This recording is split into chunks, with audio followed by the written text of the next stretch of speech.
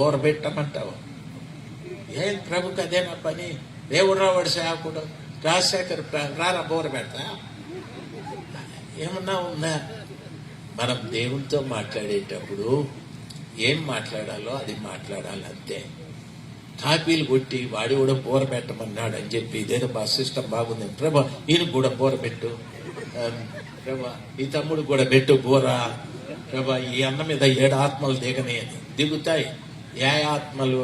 దయ్యాలు వరుసగా దిగుతాయి. నువ్వు అడక్కపోయినా దిగుతాయి. దయచేసి గమనించాల్సింది అది మాని మా పితరుల కాలంలో మీరు పంపినటువంటి పరిశుద్ధాత్మ, అపోస్తుల దినాలలో మీరు పంపిన పరిశుద్ధాత్మ నాకు దయచేయి ప్రభా, నాకు దయచేసి ఆ రీతిగా ప్రార్థించండి. ప్రభుల వారు సంతోషిస్తా. దేవుని పిల్లలు ఏది పడితే అది మాట్లాడకండి. దేవుడు నిజంగా వినడండి. వాక్యం సెలవిస్తుంది. చెల్లెమ్మ దయచేసి గమనించవలసిన విషయం, సర్వశక్తిమంతుడైన దేవుడు అంటున్నాడు, బాబు నీవు స్వస్థపడగోరుచున్నావా? సార్ నన్ను ఎవడు ఆ కోనేటిలో నీళ్లు కదిలించబడినప్పుడు తీసుకెళ్లి దించలేదు సార్. ఎవడి బాధపడింది? ఈయన ఎవరన్నా మేనమామ ఉన్నాడు, ఈయనకు వచ్చి రారా బామార్తి పోదాము అనేదానికి ఎవడికి బాధపడింది? మీరంతా ఏమంటారో తెలుసా? రేపో మాపో నాకు ఫోన్ చేస్తారు, పాస్టర్ గారు నా కూతురికి పెళ్లి కాలేదు, ప్రార్థన చేయండి. మూతి కోతిలాగా పెట్టి చెప్తాడు. నీ కూతురు పెళ్లి విషయం నాకెందుకు, నువ్వు చేసుకునేడు. పాస్టర్ గారు నా కిడ్నీలో రాయి ఉంది, అది బయటికి పోయేటట్టు ప్రార్థన చేయాలి. దయచేసి ఈ సేవకులు అదవగా దొరికినారని ఫోన్లు ఎత్తుకొని ఎప్పుడీ ఫోన్లు బ్యాన్ అయిపోతాయో స్వామి, అప్పుడు ప్రశాంతంగా నిద్రపోవచ్చు స్వామి.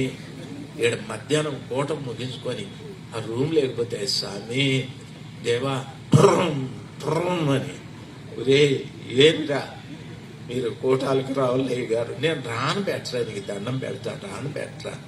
7వ నెల గారు 20వ నెల కూడా రాను పెట్టరా, నీకు దండం పెడతాను పెట్టరా. వాడిని పెట్టాడు, పెడిమో లేదో ఇంకొక అత్తలేస్తుంది అంకుల్ అని. ఏదో నా మేనకోడలాగా చెప్తాది. మీరు ఉంటే నాకు చాలా ఇష్టం అంకుల్, మీ వాక్యం ఎప్పుడు అన్నీ అబద్ధాలే, నీ వాక్యం ఎప్పుడు వింటానని. నేనే ఒక రోజు ఈ వాట్సాప్లో పంపలేక అల్లాడి చచ్చిపోతా ఉన్నాను.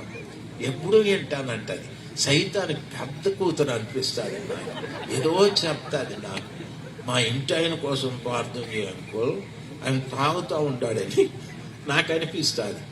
వాటితో పాటు నువ్వు కూడా ఒక గ్లాస్ తాగు అంకుల్. అంతేమ్మా, నువ్వు గ్లాస్ ఎత్తుకొని కూసో, వాడు తాగితే అప్పుడు ఒట్టు, వాడు తాగితే ఒట్టు. సే ఏమొచ్చింది నీకని, నీకేమొచ్చిందిరా? నువ్వే ఒక లోట, నాకు ఒక లోట అయ్యాయి, ఇద్దరు వేసుకుందాం జగమే అని రోడ్డు ఎంబడి పడదాం. అంతేకాదు వాహన దగ్గరికి నన్ను లాగుతా వేద్దే తల్లి, ఇద్దరు ఎత్తుకోండి, 2 లోటాలు ఎత్తుకొని వేసుకోండి. తాగే వాళ్ళు పెళ్ళాలనుకుంటారు. అవునా, ఇది భలే ఉందిరా.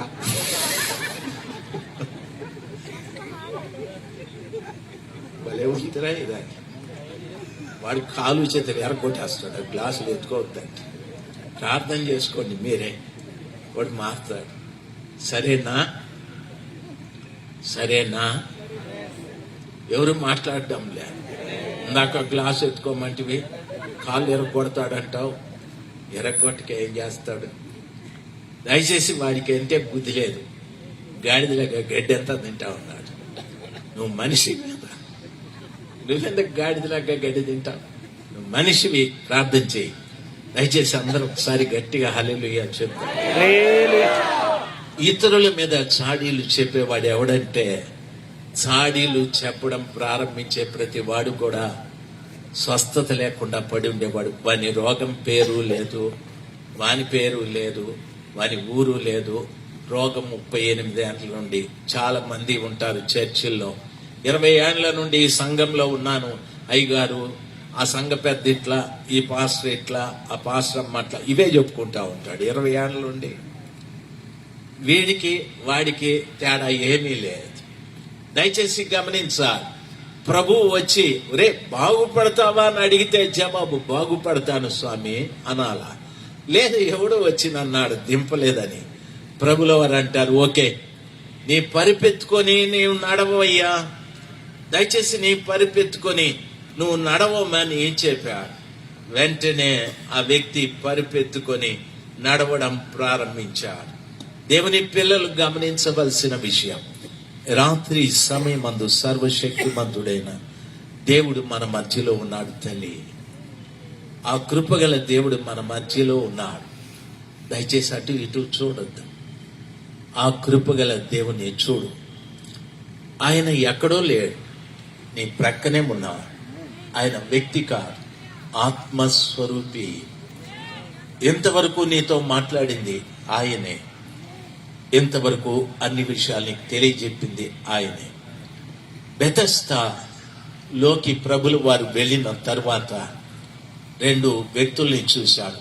మంటపాల్లో ఉన్న రోగులు, మంచం మీద ఉన్న రోగిని. నువ్వు ఏ రోగివో ఆలోచించేయి. మంటపాల్లో ఉన్నవాడు దేవదూతల్ని చూస్తూ ఉన్నారు. మంచం మీద ఉన్నవాడు ఎవరైనా వచ్చి నాకు సహాయం చేస్తారేమో అని చాడీలు చెప్తూ ఉన్నాడు. సంఘంలో చాడీలు చెప్పే వ్యక్తిగా ఎవ్వరూ ఉండకూడదు. చాడీలు చెప్పే వ్యక్తిగా ఎవరు ఉండకూడదు. చెప్తే నీ నుదుట కుష్టు స్టార్ట్ అయినట్టే, ప్రభు నిన్ను విడిచిపెట్టి వెళ్ళిపోయినట్టే. చాడీలు చెప్తే దయచేసి అవునా అవునా అని కుక్కలాగా నోరు తెరిచి ఇచ్చేయద్దు. వాడి ఎంత విషం జల్లాలనో అంత చల్లేసి వెళ్ళిపోయి నీ జీవితాన్నే పాడు చేస్తాడు. దయచేసి ఆడబిడ్డలు కానీ మగబిడ్డలు కానీ ఒకరి మీద ఒకరు చాడీలు చెప్పుకోకూడదు.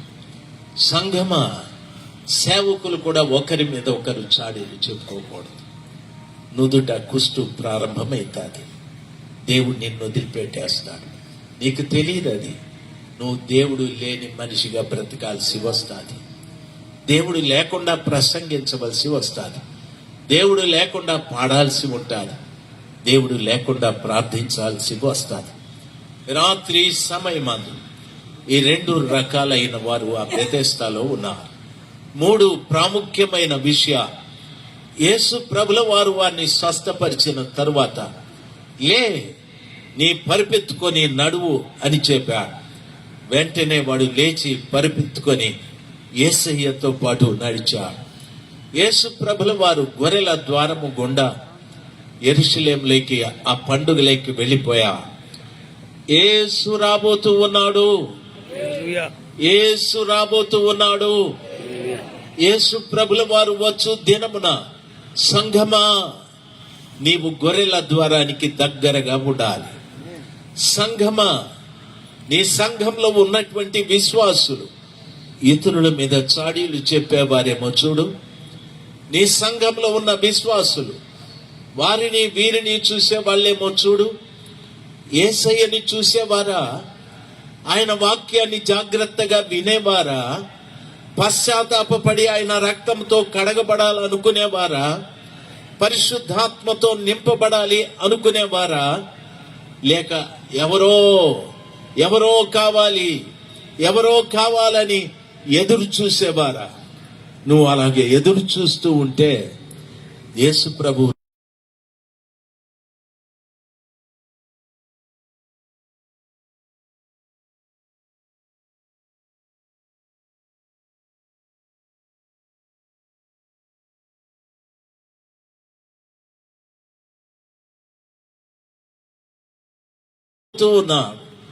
నీవు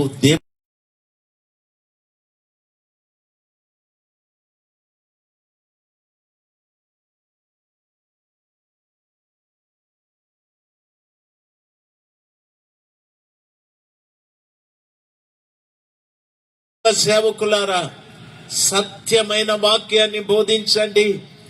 వాక్యము ఆత్మ 2 బెతెస్దాలో కదులుతూ ఉండాలి.